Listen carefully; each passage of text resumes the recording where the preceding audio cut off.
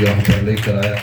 हमने खुदा की आराधना बड़ी रूह और सच्चाई से करी है, उसके लिए हम पर धन्यवाद देते हैं। धन्यवाद देना बहुत जरूरी है, क्योंकि जो हमारे प्राणों की रक्षा करता, हमारी सांसों को बढ़ाता और हमारे अंग संग रहता है, हमें इस योग्य परमेश्वर ने ठहराया है कि हम उसके पवित्र नाम को अपने जीवन में लेकर चलते हैं। अजीजों, ये समा, ये दौर जो आज का है, ये बहुत भयंकर है।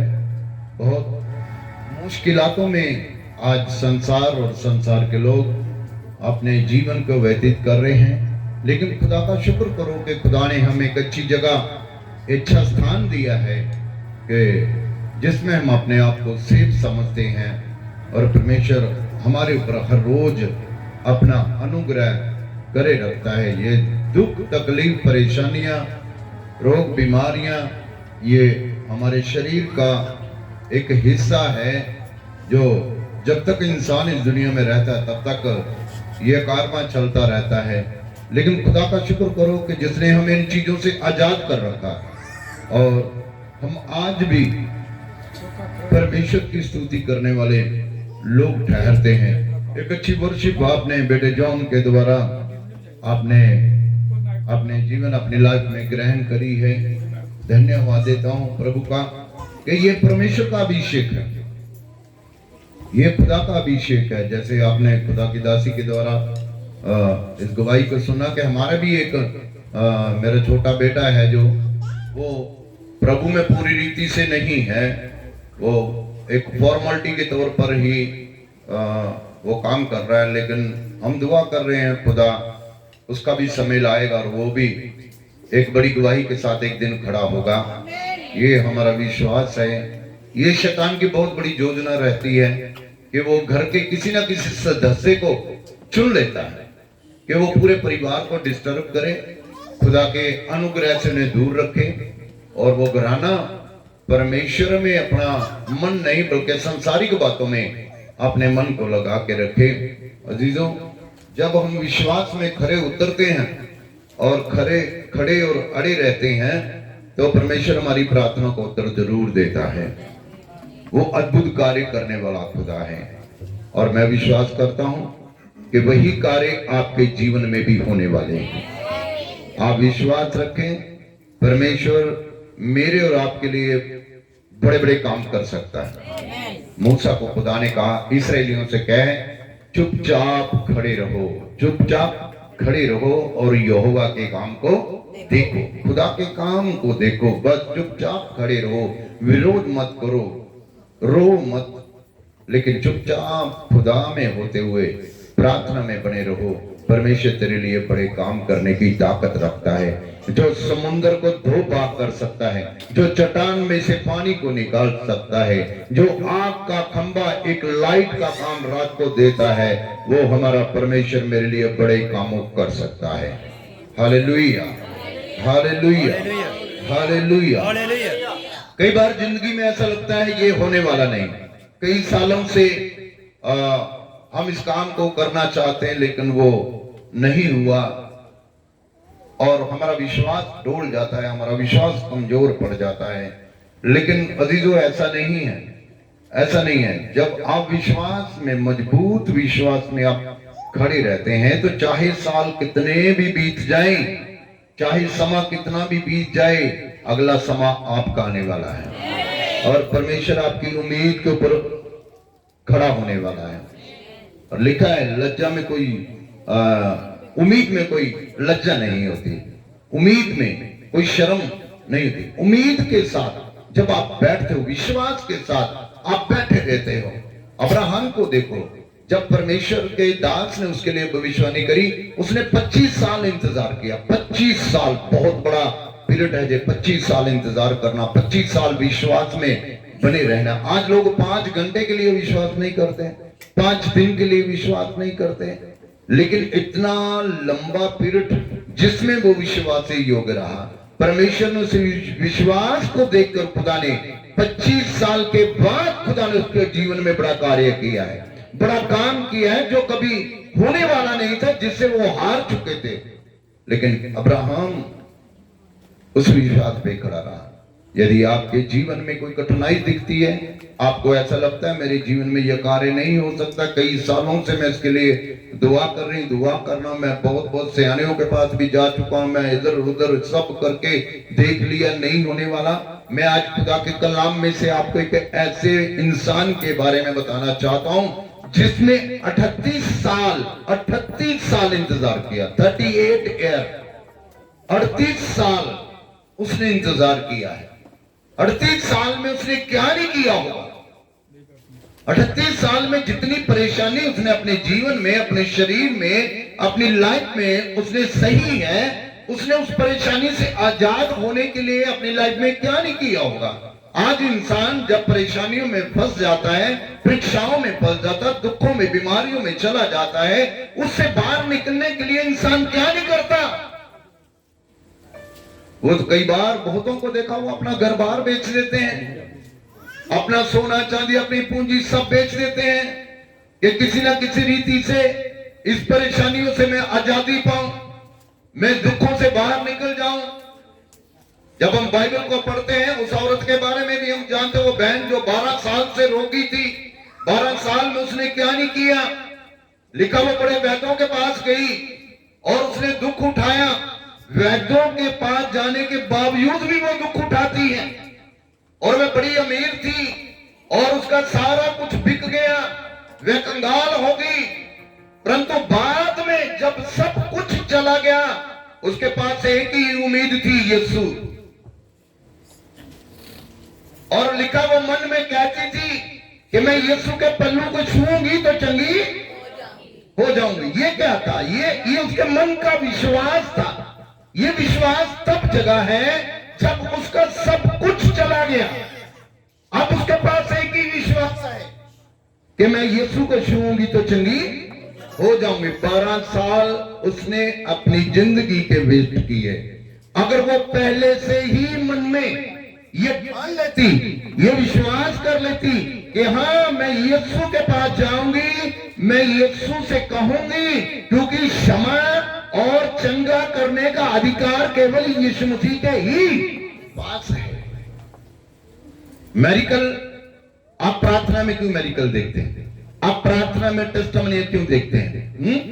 बड़ी बड़ी सभाओं में आपने देखा होगा, लंगड़े चलने शुरू कर देते हैं, मुर्दे जिंदा हो जाते हैं, अंधों को दिखना लग जाता है। ये हमारी लाइफ में हुआ है, हमारी सेवकाई में खुदा ने ऐसा करके दिखाई है। अगर वो पहले से कहती तो शायद वो इतना बर्बाद ना होती। इसका पीरियड छोटा था, 12 साल, और उसका रोग क्या था मालूम? उसकी बीमारी क्या थी? लिखा हर रोज उसके अंदर से लहू बहता था। लहू बहने का रोग था। जिसके अंदर से हर रोज लहू बहता है, वो कितने दिन जिंदा रह सकता है? वो कितने दिन जिंदा रहे? लेकिन ये 12 साल तक उस बीमारी से ग्रस्त रही और फाइट करती रही। लेकिन इसकी जो फाइट थी वो एक सांसारिक थी। आज भी कई बार हम सांसारिक फाइट करते हैं, किसी न किसी तरीके से हम आजाद हो जाएं, हम आजादी पालें, हम चंगे हो जाएं, हमारी जो टेंशन है वो खत्म हो जाए। लेकिन कई बार उसमें से हम और फंसते जाते हैं और हमारा सब कुछ जाता रहता है। आज वो समय है, यीशु मसीह के ऊपर ईमान लाओ, यीशु मसीह के ऊपर विश्वास करो, आपकी हर एक परेशानी आपको छोड़कर जाने वाली है। Hallelujah, hallelujah, hallelujah, hallelujah. फिर लिखा जब यीशु आए, ये भीड़ के पीछे से आई, भीड़ के पीछे से, ये भीड़ के पीछे से आई और इसका विश्वास था कि मैं यीशु के पल्लू को छूऊंगी तो चंगी। इसका ये विश्वास नहीं था कि मैं यीशु से प्रेयर करवाऊंगी तो चंगी हो जाऊंगी। इसका ये भी विश्वास नहीं था कि मैं यीशु को पूछूंगी मुझे पहले क्या करना है फिर मुझे चंगा कर दे। नहीं, इसका ये विश्वास था कि मैं यीशु के पीछे से आऊंगी और उसके पल्लू को, उसके कपड़े को भी छू लूंगी तो चंगी। देखो कितना बड़ा विश्वास है इसका, कितना बड़ा। आज कई लोग हाथ सर पे 5-5 बार हाथ रखवाकर भी प्रार्थना करते फिर भी चंगे नहीं होते। है ना। पर इस बहन का विश्वास है कि मैं कपड़े को भी छू लूंगी तो चंगी। लेकिन वो भीड़ के पीछे से आई और उसने यीशु के पल्लू को छू लिया और उसका लहू बहना तुरंत बंद हो गया। हालेलुया। इस बात को समझे आप? समझ रहे इस बात को? उसने वो भीड़ की परवाह नहीं की। अब यीशु को ओवरटेक नहीं किया, ये पीछे से आई है और भीड़ को काटती हुई। आज इसका विश्वास इसे बल दे रहा है। जो 12 साल से रोगी है वो कितनी बेचारी कमजोर होगी।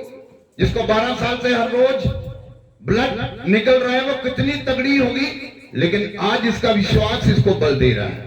आज इसकी आस इसको बली कर रही है और ये आ रही है, भाग रही है, दौड़ रही है, लोगों को काट रही है। काटते काटते पूरी भीड़ के पीछे तो जाके इसने यीशु को छुआ है और वो चंगी हो गई है। खुदा ने उसको छूने से ही चंगा। आपका विश्वास आपको चंगा कर सकता है। Hallelujah, hallelujah. यदि आप कई सालों से ग्रस्त हैं, कई सालों से दुखी हैं, कई सालों से परेशान हैं, तो आज आप यीशु के पीछे चलना शुरू करो। उसे छूना शुरू करो, उसे देखना शुरू करो, उसके आगे प्रार्थना शुरू करो। परमेश्वर आपकी प्रार्थना को कभी रद्द नहीं करता, वो आपके जीवन में बड़े कार्य करता है। जब यूहन्ना की इंजील उसका चैप्टर 5 खोलते हैं, वहां पे वो 38 साल 38 ईयर और 38 साल से वो इंसान जो अपने रोग से लड़ रहा है, अपनी परेशानी से लड़ रहा है, अपनी बीमारी से लड़ रहा है। पढ़िए इसके बारे में। इन बातों के पश्चात, इन बातों के बाद यहूदियों का एक पर्व हुआ, यहूदियों का एक त्योहार आया और यीशु यरूशलेम को गया। और यीशु मसीह यरूशलेम में आया। यरूशलेम में बेड़ फाटक के पास, अब यरूशलेम में लिखा है कि बेड़ फाटक के पास एक कुंड है, एक तालाब है जो इब्रानी भाषा में बेहतसदा कहलाता है। उसके 5 ओसारे हैं। उसके कितने किनारे हैं? कितने ओसारे हैं? 5 ओसारे हैं।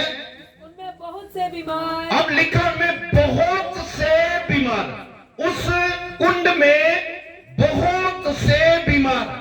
बहुत से बीमार आपको कहां मिलते हैं? जल्दी बोलो। बहुत से बीमार आपको कहां मिलते हैं? हॉस्पिटलों में, है ना। हॉस्पिटल बनाए इसलिए जाते हैं, हर कोई बीमारी से ग्रस्त हॉस्पिटल में रह सकता है, अपना इलाज करवा सकता है। लेकिन ये एक ऐसा कुंड है जिसमें बहुत से बीमार वहां पे आकर बैठे रहते हैं। और ये बैठे तो हैं लेकिन ये इंतजार भी करते हैं। हॉस्पिटल में बेड पर पड़ा मरीज किसका इंतजार करता है? डॉक्टर का इंतजार करता है ना। कोई अच्छा डॉक्टर आएगा, मुझे देखेगा, मुझे इंजेक्ट करेगा, मुझे मेडिसिन देगा, तो हो सकता है मैं अभी मेरा पेन चला जाए, मेरी दर्द चली जाए, है ना। अब यहां देखो, जिसके 5 ओसारे हैं और ये कुंड है, उस कुंड में पानी भरा रहता है, उस तालाब में पानी है। और जो पानी है, ये पानी ऐसा पानी है कि जब ये हिलता है, जब ये पानी हिलता है ना, तो जो कोई पहले इसमें छलांग लगाता है वो चंगा हो जाता है। कौन? जो पहले, बोलो, जो पहले इसमें छलांग लगाता वो चंगा। अब वहां लिखा बहुत से बीमार वहां पड़े रहते हैं, बहुत से। हॉस्पिटल भरा हुआ है, हॉस्पिटल भरा हुआ है। अब सब लोग इंतजार में हैं, इंतजार में हैं। चारों तरफ 5 ओसारों पे लोग बैठे हैं और तरह तरह के रोगी है। किसी को मिर्गी का होगा, कोई लकवे का होगा, कोई पैरालाइज, कोई ये, कोई वो, कोई हर किस्म का रोगी यहां पे बैठा है। और होता क्या है, यहां पे एक आदमी ऐसा है जो 38 साल से रोगी है। कितने सालों से? 38 सालों से रोगी है। 38 साल में इसने अपना रोग दूर करने के लिए क्या नहीं किया होगा? क्या वो डॉक्टर के पास नहीं गया होगा? हाँ, कहीं क्या वो स्पेशलिस्ट के पास नहीं गया होगा? क्या उसने मेडिसिन नहीं खाई होगी? क्या उसने अपने आप को हकीमों को नहीं दिखाया होगा? कई बार वो कई यात्रा कर चुका होगा कि मुझे कहीं ना कहीं से आराम मिल जाए? ये भी उसी भीड़ में शामिल है, ये भी उस भीड़ में बैठा हुआ है।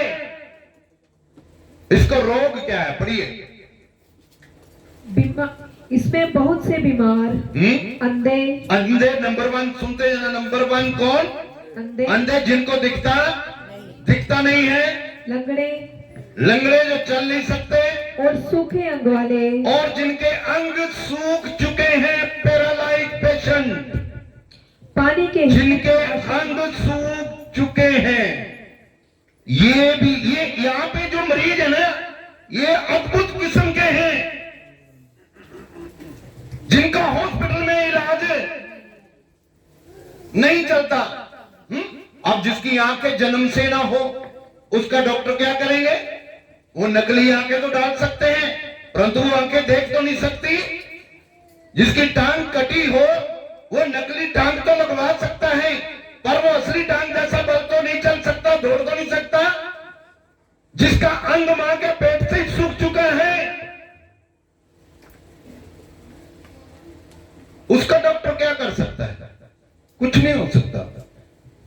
ऐसे मरीज है उस हॉस्पिटल के अंदर, और इस हॉस्पिटल का जो डॉक्टर है, वो डॉक्टरों का डॉक्टर है। हालेलुया।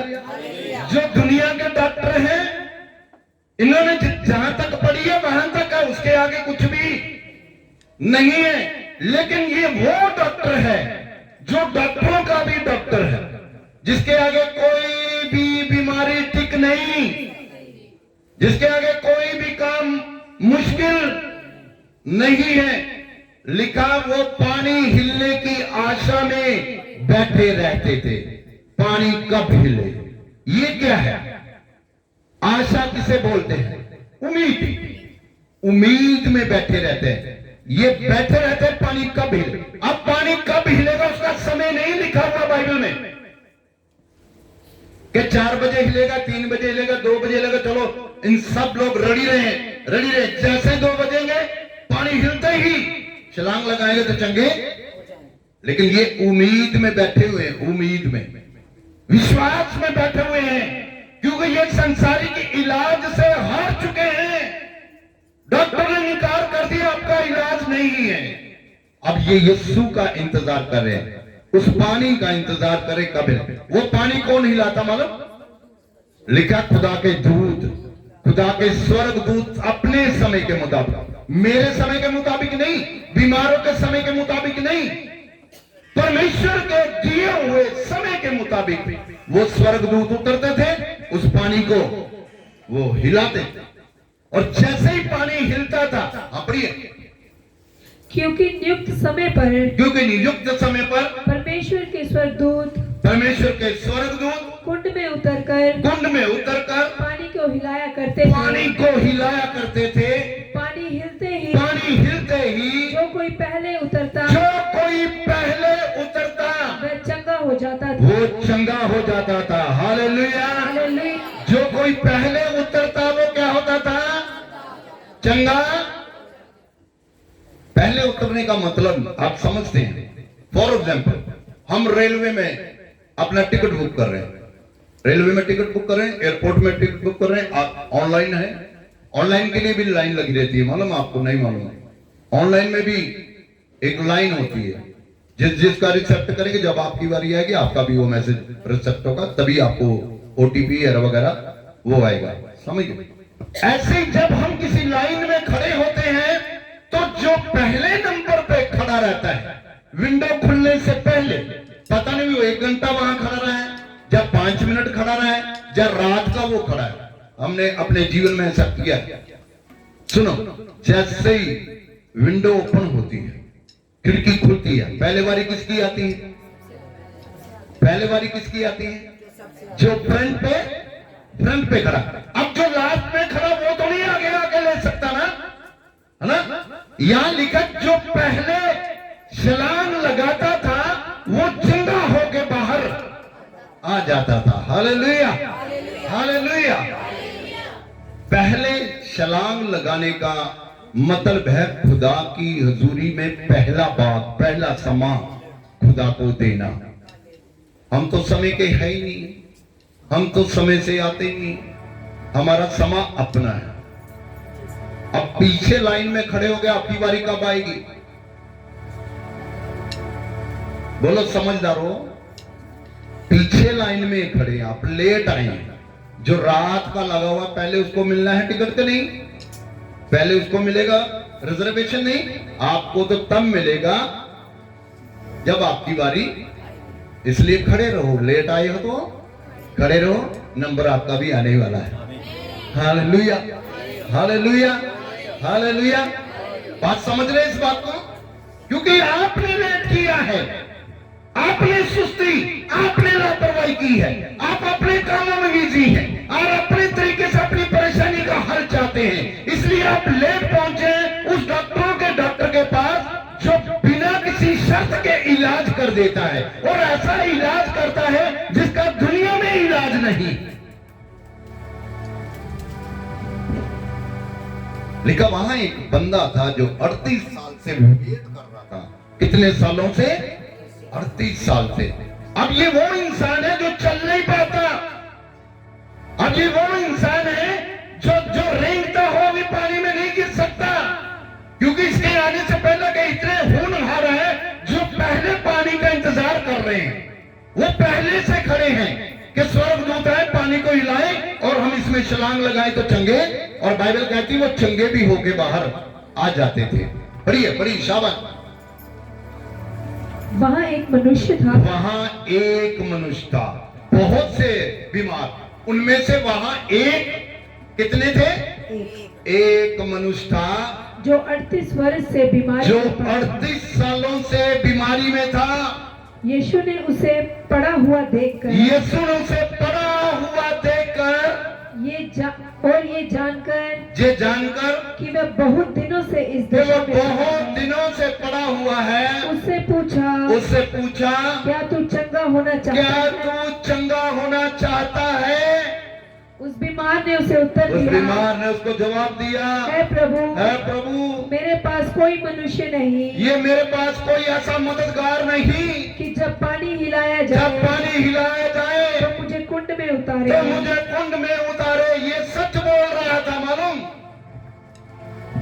ये सच बोल रहा था। कारण क्या है? इसकी बातों में सच्चाई है। बाइबल बताती है कि वो लकवे था, उसको लकवा, तो वो चल नहीं पा रहा था। जब यीशु उसकी मजबूरी को देखा, उसके विश्वास को देखा कि ये 38 साल से यहां पे पड़ा है और ये चल नहीं सकता, ये भाग नहीं सकता, कोशिश तो करता होगा, जब उसके सामने रोज चंगे होके बाहर आते होंगे तो उसका भी मन करता होगा कि मैं किसी ना किसी रीति से इस पानी में कूद जाऊं तो मैं भी चंगाई पाके बाहर आ जाऊं। परंतु वह मजबूर था, क्योंकि उसका शरीर काम करना बंद कर चुका था। ये 38 साल से वहां बैठकर एक ही बात का इंतजार कर रहा है। इसने सच बोला यीशु के सामने, कहता प्रभु स्वामी मेरा कोई मददगार नहीं है, मेरा कोई मददगार नहीं कि जब पानी हिले तो मुझे उठाकर उसमें फेंक दे। अब वहां तो सारे मरीज हैं, वहां तो सारे बीमार हैं, अब कौन किसको उठाकर फेंके? मुझे तो पहले मुझे चंगे होना है, पहले मुझे अपनी परेशानी को दूर करना है, पहले मुझे हॉस्पिटल से छुट्टी लेकर अपने घर जाना है। जो मेरा साथी है वो बाद में आए, कोई बात नहीं, कोई मददगार नहीं है। उसने बोला प्रभु कोई भी मददगार नहीं है। अजीजा, जिनके ऊपर आप विश्वास कर रहे हो ना कि शायद मेरे लिए ये मददगार होगा, वो मददगार होगा, मैं वहां चली जाऊंगी, ये मददगार हो जाएगी, वहां करूंगा ये हो जाएगा, वहां करूंगी ये हो जाएगा, पॉसिबल नहीं है। अभी यीशु ने कहा क्या तू चंगा होना चाहता है? यीशु ने उस पर तरस खाया। पता, जिस खुदा के पास आज आप आ चुके हैं, वो आप पे तरस खाने वाला खुदा है, वो तरस खाता है। हालेलुया। वो आपको दोषी नहीं ठहराता, वो आपको दंड देने के लिए नहीं आया, आपको गुनाहगार साबित करने के लिए नहीं आया, वो आपको बीमारियों से, आपको रोगों से, आपको पाप भरी जिंदगी से आजाद करने के लिए आया है। हालेलुया, जोर से बोलो हालेलुया। यीशु ने कहा तू चंगा होना चाहता है, वो आगे से कहता नहीं प्रभु मेरे पास कोई मददगार नहीं। इसका मतलब ये है कि इसने यीशु को जान लिया है और कह रहा है मेरे पास, ये जानता है कि ये मदद करेगा मेरी, क्योंकि अब तक किसी भी मरीज ने मुझे यहां नहीं कहा मैं तेरी मदद करूं। कोई ऐसा नहीं आया 38 साल से जो मुझे कहे मैं तेरी हेल्प करूं, मैं तुझे पहले पानी में डालूंगा बाद में चंगा हो जाऊंगा, तू पहले चंगा होता अपने घर जा। कोई ऐसा नहीं किया होगा। आज जब यीशु ने ये बात की है तब इसके अंदर एक विश्वास जाग गया, एक मरा हुआ जो उसका विश्वास था वो जी उठा और वो कहने लगा, अर्ज करने लगा, नहीं प्रभु मेरे पास कोई भी मददगार नहीं आया, आज तक किसी ने मेरी मदद नहीं की कि जो मुझे पानी में फेंक दे और मैं ठीक होके अपने घर चला जाऊं। सुनिए, जब उसने ये कहा यीशु ने तरस तो खाया और तरस खाने के बाद यीशु ने क्या किया? पढ़ी। यीशु ने उससे कहा, यीशु ने उसे जवाब दिया, उठ अपनी खाट उठा। अब अगला पॉइंट क्या था? उठ और अपनी खाट उठा और चल फिर। हालेलुया। ये है यीशु मसीह की पावर, ये है यीशु मसीह की सामर्थ, जो तरस भी खाता और उस लंगड़े उस पैरालाइज मरीज को जो 38 साल से ठीक नहीं हो पाया, यीशु ने कहा उठ अपनी खाट उठा और चल फिर। उसने ये तो नहीं कहा तू कौन है, उसने ये तो नहीं कहा तू कहां का रहने वाला है, उसने ये तो नहीं कहा तू मुझे जानता है, उसने ये तो नहीं कहा कि तू ये कर वो कर फलाना कर ये कर, कुछ भी उसने नहीं कहा। पढ़ के देख लेना इसको, यूहन्ना 5, यूहन्ना की इंजील चैप्टर 5। मैंने आपको कई बार बोला मैं एक एक वर्ड पे बात करता हूं, प्रभु मुझे एक एक वर्ड पे बोलने के लिए अपनी सामर्थ्य देता है। सुनो, उसने कोई नहीं, यीशु ने कोई उससे दूसरी बात नहीं करी। यीशु ने यही कहा है उठ अपनी खाट उठा और चल फिर। तू खाट पे बैठा बैठा 38 साल तेरे बीत गए जिंदगी के और तूने परख लिया कि दुनिया में तेरा कोई भी मददगार नहीं, मैं ही तेरा परमेश्वर हूं, मैं ही तेरी मदद करने के लिए आया हूं और मैं ही तुझे हेल्प करूंगा। हालेलुया। यदि आप आज अपने आप को परेशानियों की खाट पर देख रहे हैं, यदि आप अपने आप को बीमारी की खाट पर देख रहे हैं, यदि आप अपने आप को अपने परिवार को दुखों की खाट पर देख रहे हैं, यीशु मसीह आपके पास आना चाहता है, यीशु मसीह आपके पास आएगा। उसे पुकारो, उसे कहो प्रभु कोई मेरा मददगार नहीं है। जब वो आएगा जिस खाट पे आप बैठे हो उस खाट को वो पछाड़ देगा और आपको फिर से खड़ा होने की ताकत देगा। आप फिर से खड़ा होंगे यीशु मसीह के नाम में। Hallelujah, hallelujah. वो इतना सामर्थी खुदा है क्योंकि वो जिंदा परमेश्वर है। उसने मौत पे पता पाई है, कोई दुनिया में मर के नहीं जी उठा। यीशु मसीह तीसरे दिन मुर्दों में से जी उठने वाला खुदा है। वो आज भी जिंदा है, उसके काम आज भी जिंदा है, आज भी वो सामर्थी काम मेरे जीवन में करता है। हालेलुया। आज यीशु कैंसर को ठीक कर, बहुत से लोग कैंसर से, सबसे बड़ी टेस्टमनी आपके सामने खुदा की दासी है। खुदा ने रिपोर्ट को बदल दिया। जो डॉक्टर मेरे लीवर को ठीक ना कर पाए, मेरे यीशु ने वो लीवर को ठीक किया है। बिना मेडिसिन, बिना किसी ऑपरेशन के मेरे खुदा ने मेरे लीवर को ठीक किया है। बड़ी बड़ी टेस्टमनी आपके जीवन में। आप जिंदा क्यों हैं, कभी इसके ऊपर मनन करें। आपको खुदा ने आज तक क्यों संभाले रखा, कभी इसके ऊपर सोचें। खुदा आपसे प्रेम करता है, खुदा आप पे तरस खाता। वो नहीं चाहता आप दुखों में बैठे रहे, वो नहीं चाहता बीमारी की खाट पे रहे, वो नहीं चाहता आप परेशानियों की खाट पर बैठे रहे। यीशु आपके पास आना चाहता है, यीशु आपके पास आएगा। उसके सामने सच बोलो, सच का जीवन अपनाओ। परमेश्वर आपकी परेशानियों को जानता है, वो जानता है ये चल नहीं सकता, वो जानता है इसका कोई मददगार तैयार नहीं, लेकिन मैं तेरी मदद करने के लिए आया हूँ। प्रभु यीशु ने यशायाह की किताब उसका 41 बाब उसकी 10 आयत में लिखा है, इधर उधर ना देख, मैं ही तेरा खुदा हूँ, मैं तुझे खड़ा करूंगा और तेरी मदद भी करूंगा। खुदा हमारी मदद करने के लिए आया।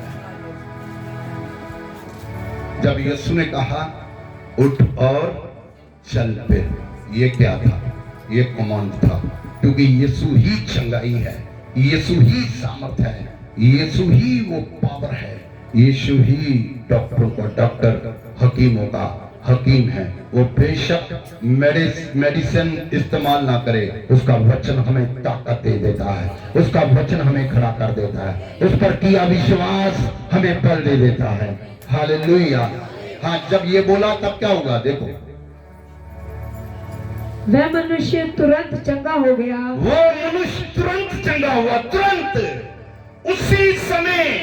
38 साल में जो नहीं हो पाया उसी समय हो चुका है।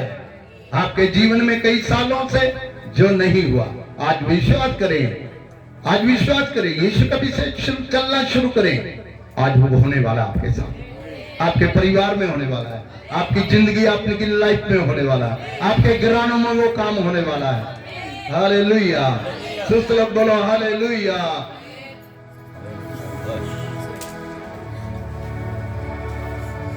परमेश्वर का वचन हमें बल देता है, हमें जीवन देता है, हमें ताकत देता है, हमें विश्वास में खड़े रहना और अड़े रहना है।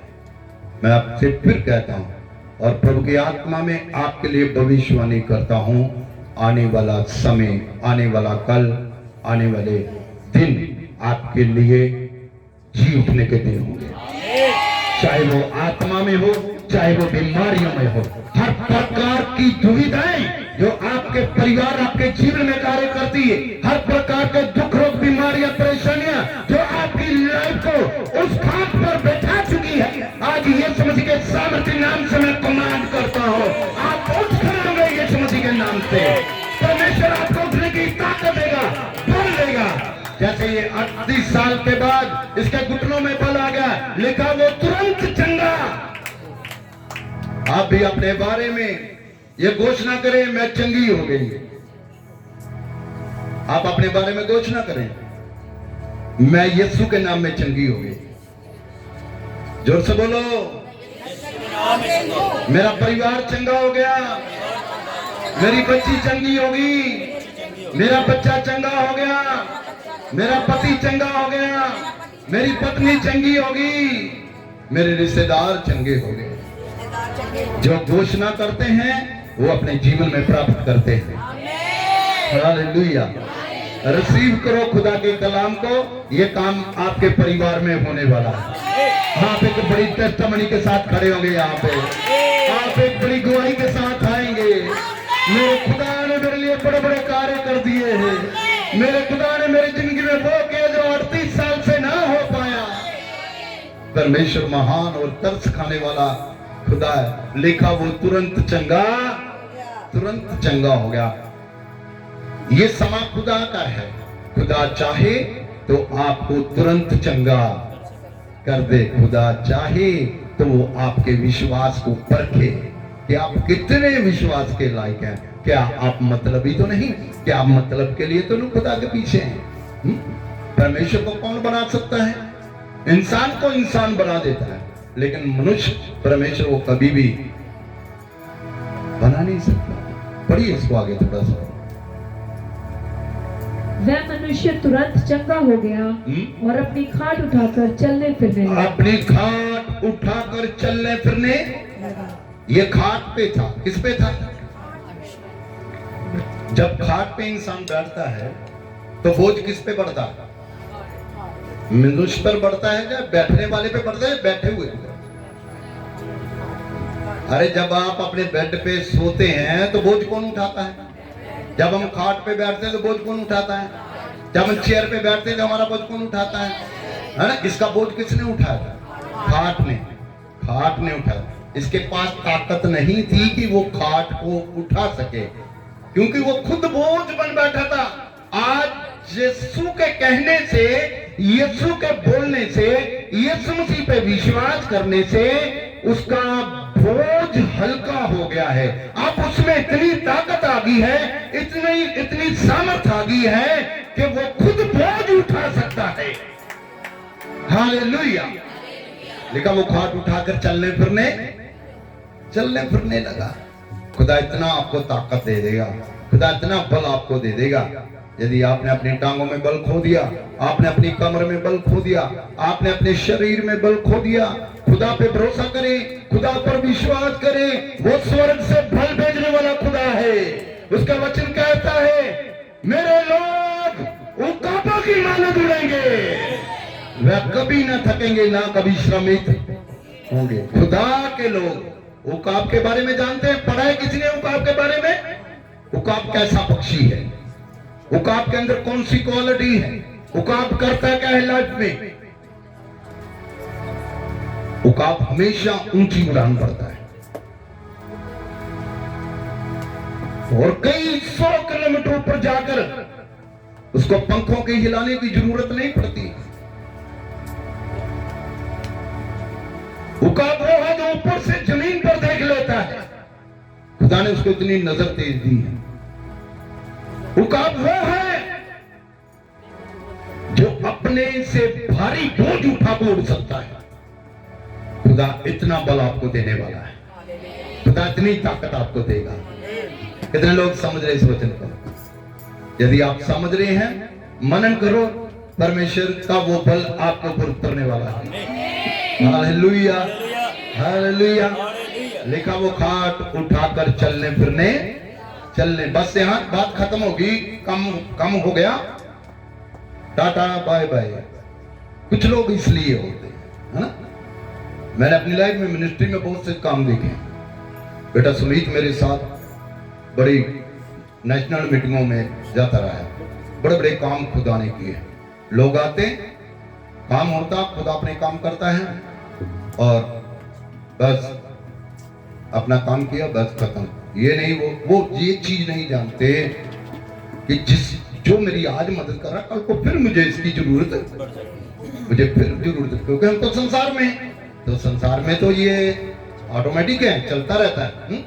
प्रभु यीशु ने कहा, जिन लोगों ने लिखा, जिन राज मिस्त्री ने पत्थर को टुकरा दिया, वही कोने का सिरा बना, है ना। कई बार हम किसी को टुकरा देते हैं, मतलब निकालते, छोड़ देते, लेकिन जब जरूरत पड़ती है दोबारा, फिर हमारी आंखें नीची हो जाती है।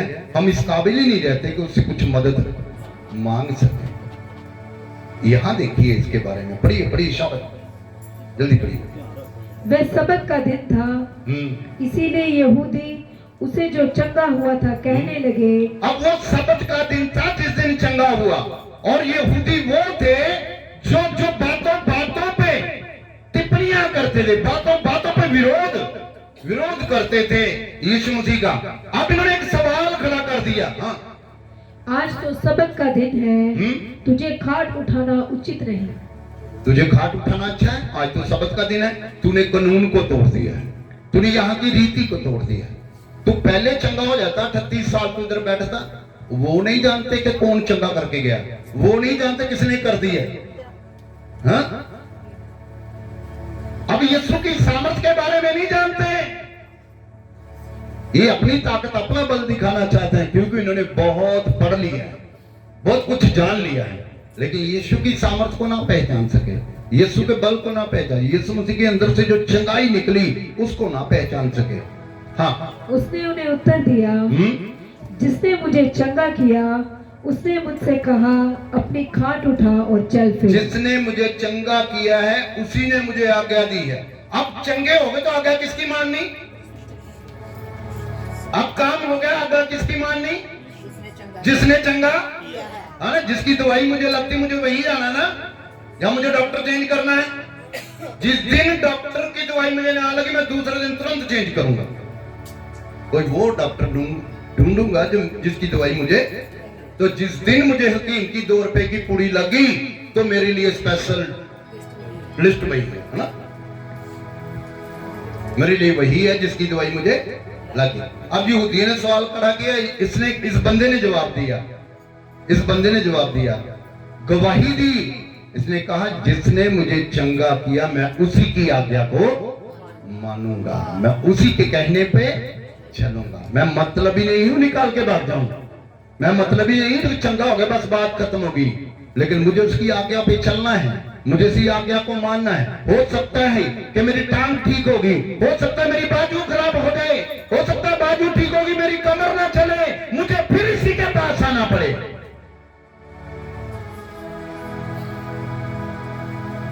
इसलिए मुझे उसकी आज्ञा को मानना है। हाँ, उन्होंने उससे पूछा, हाँ, वह कौन मनुष्य है, वो कौन मनुष्य है जिसने तुझसे कहा काट उठा और चल फिर।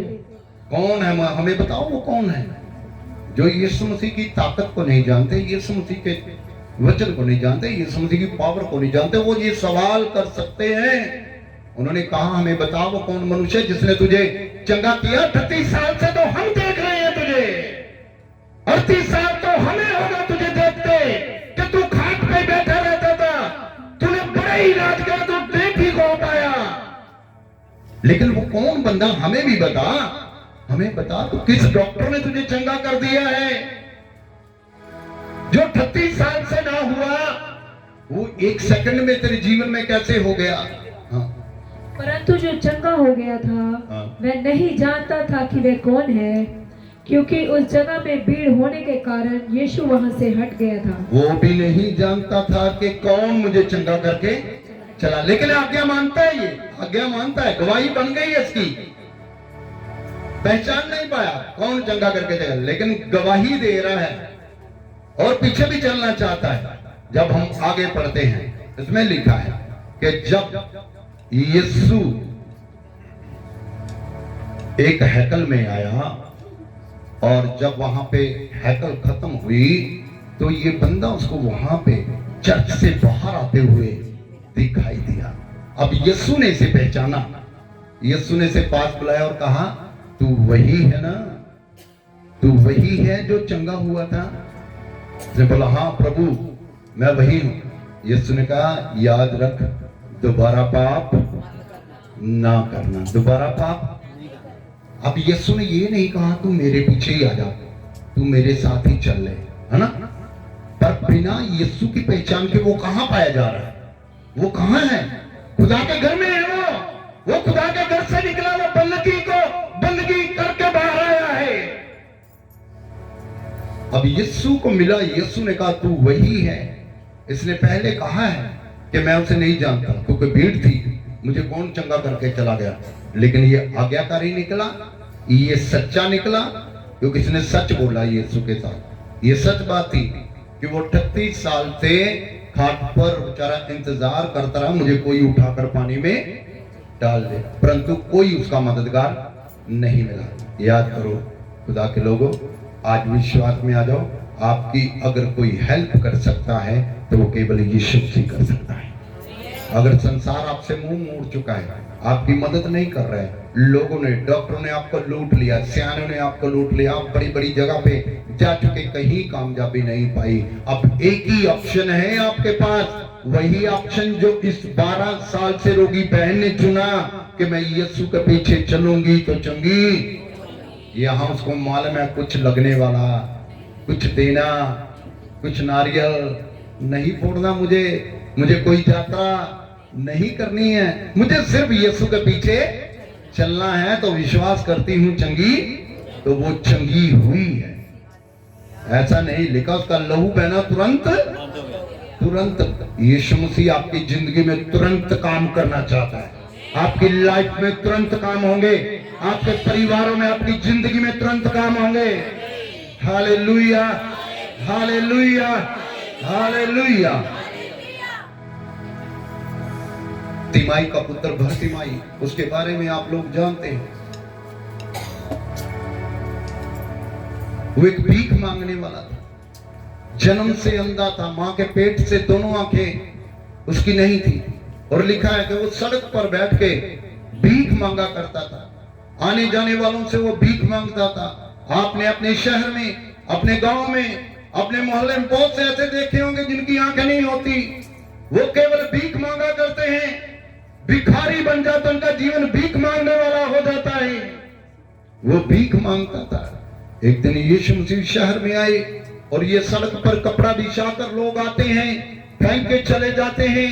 ये शाम को बेचारा यूं टटोलते हुए इकट्ठे करता होगा, कुछ नीचे रह गए जो कपड़े पे गिरे, जिस पे हाथ उसका चला गया वो उठाकर अपनी जेब में डालता होगा और अपने जीवन को किसी न किसी तरीके से बसर करता होगा।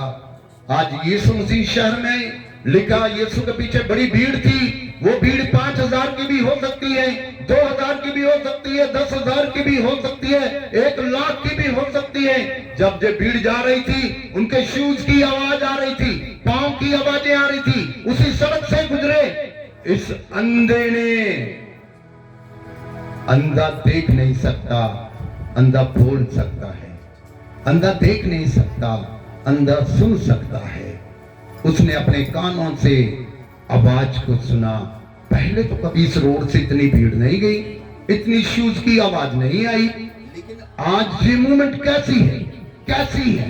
उसने एक को पकड़ा होगा, खड़ा किया, उसने बोला भाई इतनी भीड़ कहां जा रही है, क्या है? आज हमारे शहर में कोई बड़ा प्रोग्राम, कोई फेस्टिवल तो नहीं है। एक ने उसे कहा तुझे मालूम जहां यीशु नासरी आए हैं, जब उसने यीशु का नाम सुना, खुदा के लोगों, लिखा है कि वो उठा और चिल्लाने लगा और कहने लगा, है यीशु दाऊद की संतान मुझ पर दया आकर। आज जो भीख मांगता है आज दया मांगने लगा। जिसने भीख मांगी पूरी जिंदगी, आज इसको दया की जरूरत है। इससे पहले लोगों ने दया की इसके ऊपर, परंतु पैसे के साथ की होगी, कपड़े के साथ की होगी, खाने के साथ की होगी, परंतु आंखों की किसी ने भी से मदद नहीं की होगी। हो सकता है बड़े बड़े डॉक्टरों से भी उसने भीख ली हो सकता है अपने आप को उसने दिखाया भी हो, उसके माँ बाप ने भी उसका इलाज करवाया हो, पर कहीं भी कामयाबी हासिल नहीं की। आज यीशु शहर पे आए हैं, आज वो पैसा नहीं, आज वो दया मांगने लगा यीशु मसीह से। जब दया मांगने लगा, लिखा भीड़ ने उसे डांटा और कहा चुप बैठ। भीड़ ने उसे डांटा और कहा चुप बैठ। ये बड़ी भयंकर बात है।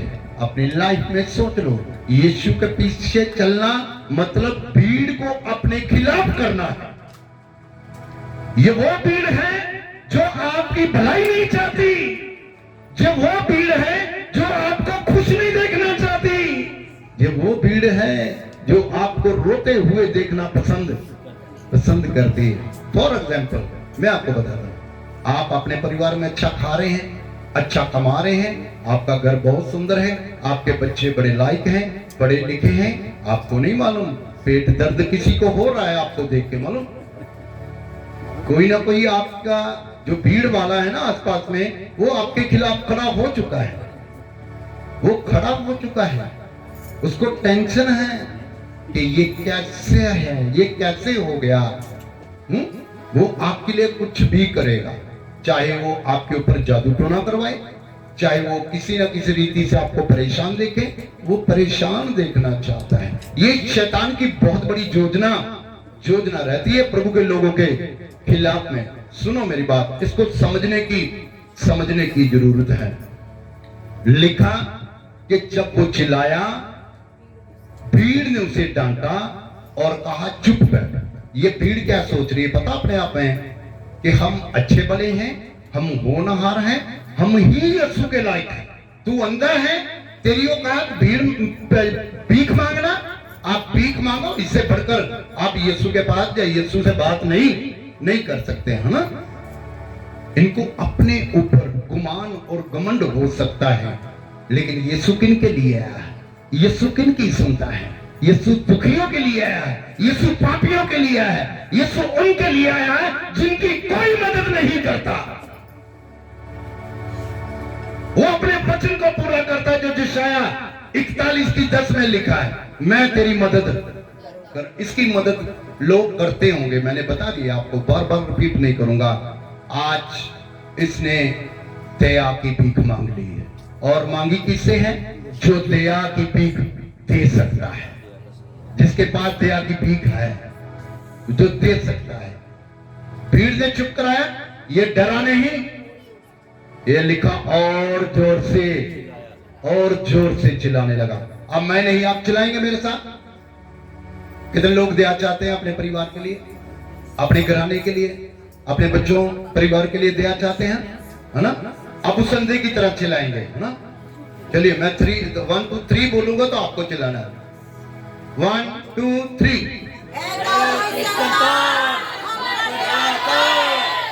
जब आप दया को मांगते हैं यीशु रुक जाता है। जब आप दया को मांगेंगे यीशु वो भीड़ की परवाह नहीं करेगा, वो उन लोगों की परवाह नहीं करेगा जो अपने आप पे गुमान करते। वो आपकी आवाज को सुनने के लिए आया है, वो आपकी आवाज को सुनना चाहता है। हालेलुया। जब मैं बेड पे था, सन 2004 में मैं बेड पे था, मौत का इंतजार कर रहा था, तब मैंने पुकारा था।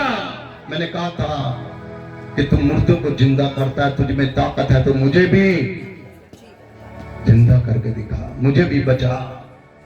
आई बात समझ में? जब आप दुख में होते हैं, आप परेशानी में होते हैं, आपको काम असंभव लगता है, आप चिल्लाएं, आप पुकारें, आप प्रार्थना करें। प्रभु हजारों कामों को छोड़कर आपकी सुनना चाहता है। जब उसने लिखा, भीड़ ने डांटा और जोर से चिल्लाया, कहने लगा दाऊद की संतान मुझ पर दया कर। अब उसके पास दया है, लोगों के पास नहीं थी, भीड़ के पास नहीं, यीशु के पास दया थी।